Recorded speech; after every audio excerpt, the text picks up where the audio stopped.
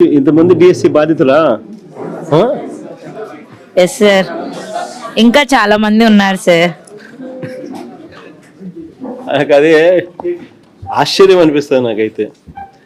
మన హయాంలో మనము ఎన్నికలు అయిపోయిన 4 నెలలకి గాంధీ జయంతి నాటికి, ఎన్నికలు జూన్లో అయిపోయినాయి, గాంధీ జయంతి నాటికి 1,30,000 మనం సచివాలయంలో ఉద్యోగాలు ఇప్పించినాం. ఒక్క క్రిటిసిజం రాలా, ఒక్కడంటే ఒక్కడు కూడా క్రిటిసైజ్ చేసే పరిస్థితికి మనం ఛాన్స్ ఇవ్వాల. అంత ట్రాన్స్పరెంట్గా చేసినాం. 1,30,000 ఉద్యోగాలు, ఈడ 16,000 ఉద్యోగాలకు దీనికి రకరకాలుగా దాన్ని తిప్పి ఇంత కాంట్రవర్షియల్ చేసి అమ్ముకునే కార్యక్రమం దాకా తీసుకుపోవడం అంటే నాకు ఆశ్చర్యం అనిపిస్తుంది. తెలియదు దాన్ని నడిపించిన తీరు. 18 లక్షల మంది అందులో రాస్తున్నారు. అసలు వీళ్ళు నిజంగా వీళ్ళు ప్రవర్తించిన తీరు చాలా అన్యాయమైన తీరు. నేను ఒక ప్యానెల్ క్రియేట్ చేస్తాం జగదీష్, ఇది అయిపోయినాక సార్. ఇది డీల్ చేసే దానికోసం మన లీగల్ సైడ్ నుంచి మన లాయర్లు ఎవరైతే, మన సీనియర్ అడ్వకేట్లు ఎవరైతే మన దగ్గర ఉన్నారో, సుధాకర్ రెడ్డి, మనం వీళ్ళందరినీ కూడా తీసుకొని వచ్చి ప్యానెల్ క్రియేట్ చేసి ఇక్కడ కల్పనమ్మను, చంద్రశేఖరన్ ఎమ్మెల్సీలు, మన పార్టీ తరఫున టీచర్లు ఎమ్మెల్సీలు ఎవరైతే ఉన్నారో వీళ్ళని కూడా తీసుకొని వచ్చి ఆ కమిటీలో పెట్టి ఇక్కడ మీకు అందుబాటులో ఉండేట్టుగా చేస్తాం. మీకు అన్ని రకాలుగా న్యాయపరంగా మీకు ఖర్చు లేకోకుండా న్యాయపరంగా అన్ని రకాలుగా మనమే దీన్ని ఫైట్ చేసే విధంగా we will take it up. అది చేస్తాం. ఇక్కడ జియో ఫస్ట్ ఏమో ఇచ్చి సార్ ఎటువంటి ఎగ్జామ్ పెట్టుకోకుండా సర్టిఫికేట్ల కేవలము వీళ్ళ ఇష్టారాజ్యంగా దొంగ సర్టిఫికేట్ల ప్రకారము, లేకపోతే వీళ్ళ సర్టిఫికేట్లు ఏదైతే కరెక్ట్ అనుకుంటారో దాని ప్రకారమే ఉద్యోగాలు ఇచ్చే కార్యక్రమాలు చేసినారు. ఆ తర్వాత వాళ్ళు ఉద్యోగాలు ఇచ్చేసిన తర్వాత ఆ సర్టిఫికేట్ మళ్ళీ జీరో అది క్యాన్సిల్ చేసి ఇప్పుడు మళ్ళీ ఎగ్జామ్ మీరంతా రాయాలా అని చెప్పి అంటున్నారు. ఫస్ట్ ఏమో వాళ్ళు ఒక జీవో ఇచ్చినారు. అవును సార్. వీళ్ళు ఎలాంటి ఎగ్జామ్ కు రాయాల్సిన అవసరం లేదు, వీళ్ళకు ఎగ్జామ్ రాయాల్సిన అవసరం లేకుండా కేవలం వీళ్ళ సర్టిఫికెట్ల ఆధారంగానే మేము అపాయింట్మెంట్ ఇస్తాము అని చెప్పి తర్వాత వాళ్ళు ఇష్టం వచ్చినట్టుగా ఆ కార్యక్రమాన్ని చేసినారు. నువ్వు సర్టిఫికెట్ల ఆధారంగా నువ్వు ఇంకా బలమైన సర్టిఫికెట్ పెట్టినా నీకు ఉద్యోగం ఇవ్వలేదు. కానీ వాళ్ళు ఇష్టం వచ్చినట్టుగా వాళ్ళు చేసుకున్నారు. చేసుకున్న తర్వాత మళ్ళీ వెంటనే మళ్ళీ ఇంకో జీవో మళ్ళీ మార్పు చేసేసి ఇప్పుడు మళ్ళీ మీకు కూడా ఎగ్జామ్ మళ్ళీ దీనికి కూడా ఎగ్జామ్ రాస్తేనే, ఎగ్జామ్ పాస్ అయితేనే అని మళ్ళీ తీసుకొచ్చినారు. ఎవరికి మెయిల్ చేసేందుకు ఫస్ట్ జీవో తీసుకొచ్చినారు. తర్వాత ఎవరికి మళ్ళీ వాళ్ళ పని అయిపోయిన తర్వాత మళ్ళీ వెంటనే గేట్ ఎత్తినారు. మళ్ళీ పని అయిపోయిన తర్వాత మళ్ళీ గేట్ మూసినారు. At the end of the day ఒకటి గుర్తుపెట్టుకోవాల్సింది ఏంటంటే, ఎవరైతే ఎలిజిబుల్గా ఇప్పుడైతే బాధితులుగా ఎవరైతే ఉన్నామో కోర్టులకు తలుపులు తట్టే కార్యక్రమం చేస్తూ ఉన్నాము.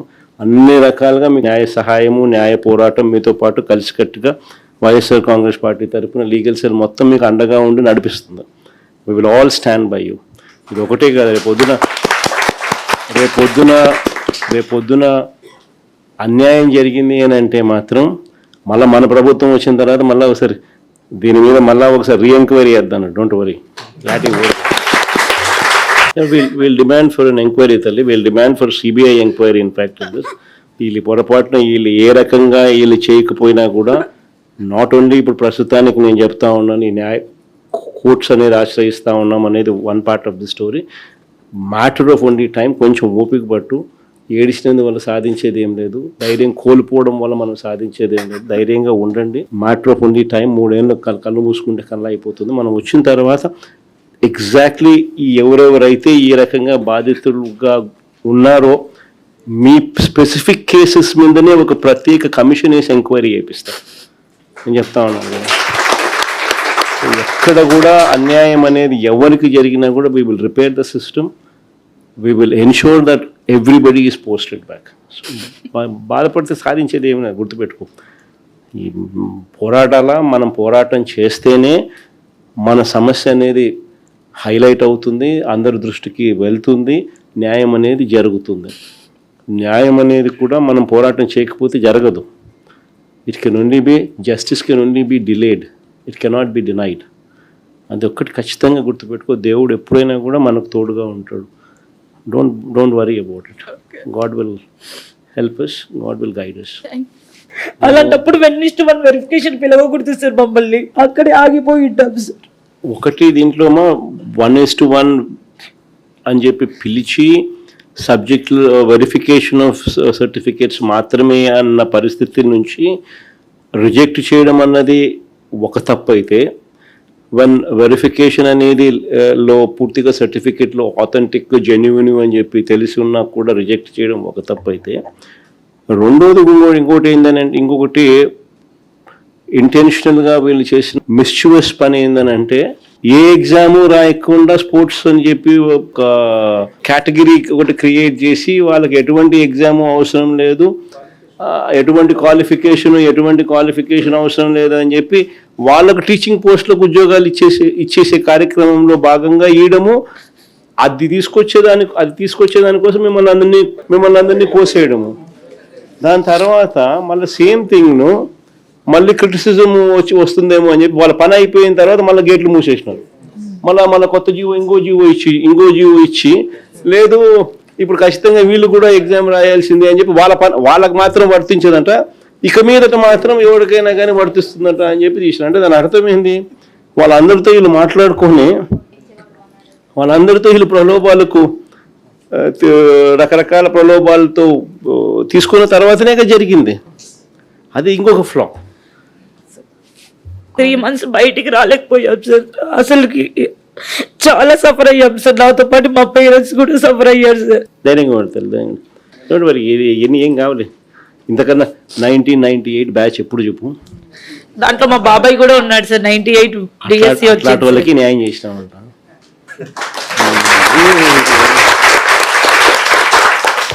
దీని గురించి బాధపడతావు ఎందుకు, కొంచెం ఓపిక పట్టు. Thank you sir. ఫస్ట్ ఎన్ని పద్ధతుల్లో వీళ్ళు చేసినారు స్కాములు అని చెప్పడానికి నిదర్శనాలు, ఫస్ట్ ర్యాంక్ వచ్చిన వానికి, జిల్లాలో ఫస్ట్ ర్యాంక్ వచ్చిన వానికి ఉద్యోగం ఇలా. ఎందుకు ఉద్యోగం ఇవ్వలేదు అని అంటే వీళ్ళు చెప్పేది వెరిఫికేషన్కి రాలేదని. వెరిఫికేషన్కి రానోడు కోర్టుకు పోయి నాకు ఉద్యోగం ఎందుకు ఇవ్వడం లేదు అని చెప్పి కోర్టుకు పోయే కార్యక్రమం చేసినాడు అని అంటే, ఫస్ట్ పేపర్లు లీక్ కాడ నుంచి జరుగుతూ ఉందా. ఇలా కావాల్సిన వాళ్ళకు ఫస్ట్ పేపర్లు లీక్ ఇచ్చి కొంతమందిని తెచ్చుకునే కార్యక్రమం, తర్వాత రకరకాల పిచ్చి జియోలు ఇచ్చి ఎలాంటి క్వాలిఫికేషన్ అవసరం లేదు అని చెప్పి ఏకంగా జియోలు ఇష్యూ చేసి గేట్లు ఎత్తడము, గేట్లు తీసేయడము, ఆ పద్ధతిలో కూడా మళ్ళీ తీసుకొచ్చే కార్యక్రమం చేయడంతో గందరగోళం క్రియేట్ చేసినారు. సో ఇక్కడేమో 1:1 అని చెప్పి పిలిచి సర్టిఫికెట్స్ వెరిఫికేషన్ మాత్రమే ఫార్మాలిటీ అనేది పెండింగ్లో ఉండగా, సర్టిఫికెట్లు అన్నీ పర్ఫెక్ట్గా ఆథెంటిక్గా ఉన్నాయని తెలిసినా కూడా మళ్ళా ఉద్యోగం ఇవ్వకోకుండా ఎగరగొట్టే కార్యక్రమాలు చేసినారు. ప్లస్ మిమ్మల్ని ఎగరగొడుతూ ఫిల్అప్ చేసినట్టు చూస్తే మోస్ట్ అబ్జర్వ్డ్ పేర్లు ఎక్కడెక్కడో ఏదో క్వాలిఫికేషన్లో ఉన్న వాళ్ళని తీసుకొని వచ్చి ఇచ్చిన పరిస్థితులు కూడా కనిపిస్తూ ఉన్నాయి. క్లారిఫికేషన్ అడిగితే అసలు లెక్కలేనితనంతో క్లారిఫికేషన్ ఇస్తాను. మీరు అడిగేది ఒక క్వశ్చన్ అడుగుతారు, వాడు క్లారిఫికేషన్ ఇచ్చేది మీరు అడిగిన భాష అర్థం కానట్టుగా ఏదో ఒక వేరే ఆన్సర్ చూస్తే వేరే మాదిరిగా ఇంకొక క్వశ్చన్కి సంబంధించిన ఆన్సర్ ఇస్తా ఉన్నారు. అంటే లెక్కలేనితనంతో ఆన్సర్ ఇస్తా ఉన్నారు. మీ అందరికీ మళ్ళీ ఒకసారి చెప్తా ఉన్నాను, మనకు మాట్లాడగలిగిన వాళ్ళు బహుశా నా దగ్గరికి కొంతమంది రాగలిగినారు, చాలామంది కొన్ని వేల మంది చాలా మంది బహుశా రాలేని పరిస్థితిలో కూడా ఉన్న వాళ్ళు కూడా చాలా మంది కూడా ఉండొచ్చు. బట్ ప్రతి ఒక్కరికి కూడా ఏంటంటే భరోసా చెప్తాం. ఇక్కడ ఒక కోఆర్డినేషన్ కింద ఇక్కడ ఇద్దరు ఎమ్మెల్సీలు, వీళ్ళిద్దరు టీచర్స్ ఎమ్మెల్సీలే, చంద్ర అండ్ కల్పనమ్మ. వీళ్ళకి తోడు మన స్టూడెంట్ వింగ్ నుంచి ప్లస్ మన లీగల్ సైడ్ నుంచి కూడా మన పార్టీ లీగల్ సైడ్ నుంచి కూడా లాయర్లు అందరినీ కూడా ఎంపానల్ చేసి ఒక కమిటీని ఫామ్ చేసి ఇక్కడ పెడతాం. ఎవరికి ఏ సమస్య వచ్చినా కూడా ఎనీ లీగల్ హెల్ప్, మీరు ఎవరికి రూపాయి కూడా డబ్బు ఖర్చు కాకుండా వీళ్ళే లీగల్గా కోర్టులలో కేసులు వేసి మీ తరపున వాద్యం చేసేట్టుగా వీళ్ళందరినీ కూడా పురమాయిస్తూ ఉన్నాం.